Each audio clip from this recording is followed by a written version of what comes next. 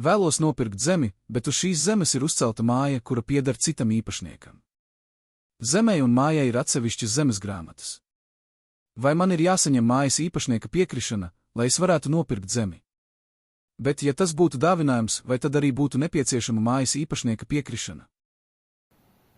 Ja ēkai un zemē nav viena zemes grāmata, tad mājas īpašniekam ir pirmpirkuma tiesības. Pirmpirkuma tiesības nenozīmē piekrišanu pirkuma līguma slēgšanai, bet gan tiesības stāties jaunā pircēja vietā, maksājot tādu pašu summu pārdevējam, kāda ierakstīta pirkuma līgumā ar jauno pircēju. Tādējādi nav jāsaņem mājas īpašnieka piekrišana, bet jānosūta mājas īpašniekam pirkuma līguma kopija. Mājas īpašniekam 2 mēnešu laikā ir tiesības izmantot pirmpirkuma tiesību.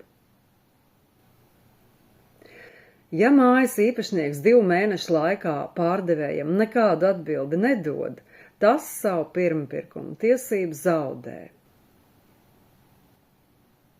Ja tiek slēgts dāvinājuma līgums, tad pirmpirkuma tiesība nav piemērojama.